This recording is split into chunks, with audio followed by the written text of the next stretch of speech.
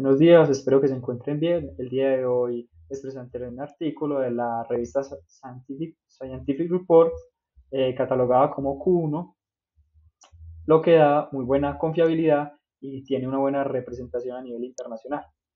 El artículo habla sobre cómo algunos insectos cargados electrostáticamente pueden inducir o pueden generar deformaciones en las telarañas. El artículo se centra en las telarañas de la familia orbicular, específicamente de la Araneus diadematus, donde estas estructuras, bien conocidas como las telarañas, son especializadas para atrapar presas voladoras. Eh, y esto debido a sus propiedades mecánicas y adhesivas. Pero el artículo nos habla de que también hay otro factor importante a la hora de la captura de las presas, y es la de las cargas eléctricas y de cómo éstas se relacionan con el insecto o con la presa y con la telaraña.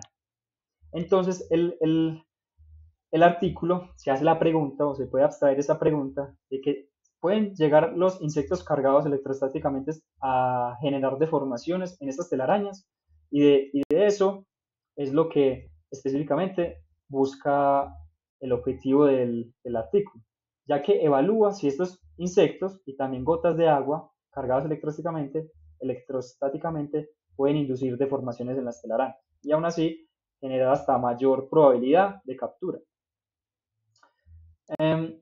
La metodología utilizada para este experimento la podemos ver aquí, la grafiquita a la izquierda, esa imagen, que ya la explicaré.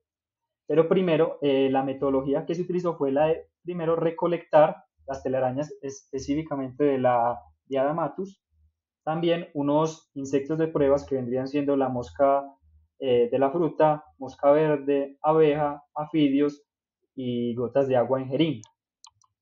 Estos serían los sujetos de prueba para ver la deformación. Eh, a estos sujetos se les aplicó entonces una carga electrostática generada por un generador de Van Graff. La carga aplicada fue más o menos por lo menos de 3 segundos, debido a que a este tiempo se podría llegar a simular la carga positiva que tendrían estos insectos en la naturaleza normalmente.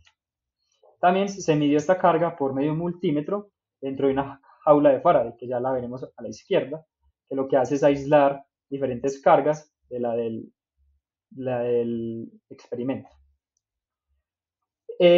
Para, para medir entonces la deformación, se utilizó de una caída de estos insectos. ¿Cómo fue? Se liberaron a unos más o menos 25 a 35 centímetros de la telaraña. ¿Y por qué a esta altura? Debido a que a esta altura más o menos se puede simular la velocidad de caída que tendrían en la vida real estos sujetos de prueba hacia la telaraña. También para el experimento se utilizaron una grabación donde estaban unas cámaras de alta velocidad que permitieron la medición de las deformaciones y su velocidad. Entonces, ya entrando aquí a la parte izquierda de cómo se hizo entonces este modelo para hallar la deformación, vemos como en el apartado A se busca o se halla la deformación lateral, la deformación vertical, perdón, en el apartado A, hecho por las abejas y las moscas verdes. En el apartado B vemos entonces es la deformación lateral causada por las moscas de la fruta, afidios y gotas de agua. En el apartado C vemos es un artefacto de madera el cual sostiene a esta telaraña donde irán a caer estos sujetos. Luego en el apartado D vemos ya como el modelo casi completo, en el que ya están el voltímetro, la caja de Faraday, el generador de Van Graff y unos capacitores.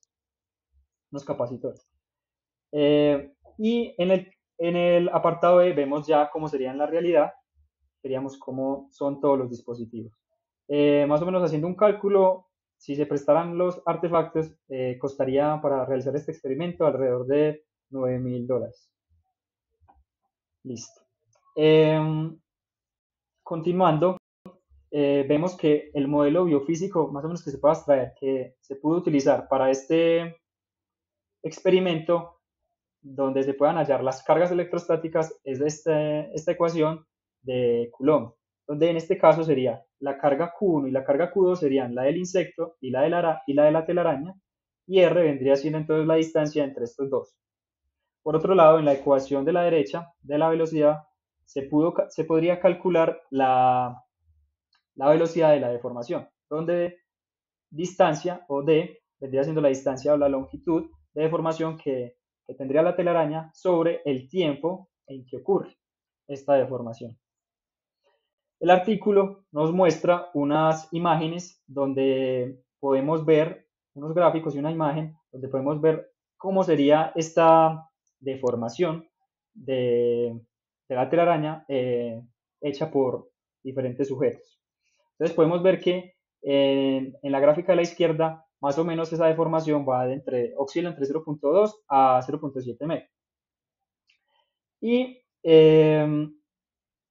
y podemos también establecer de que cualquiera sea, ya sea por su carga o por su tamaño, genera un tipo de deformación.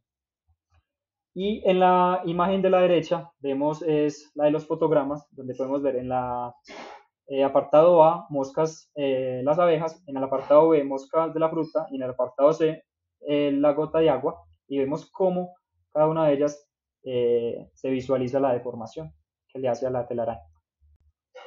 Luego tenemos la tabla de resultados que nos da el artículo, donde se midieron diferentes propiedades como la masa, el voltaje, la carga y la deformación y su velocidad. Más claramente, aquí más comprimida, podríamos entonces eh, establecer o ver los resultados donde de acuerdo a la carga y al voltaje, o sea, a mayor carga y a mayor voltaje, también hubo una mayor deformación y mayor velocidad de deformación. Y esto lo podemos ver en la abeja con respecto a sus demás eh, sujetos de prueba.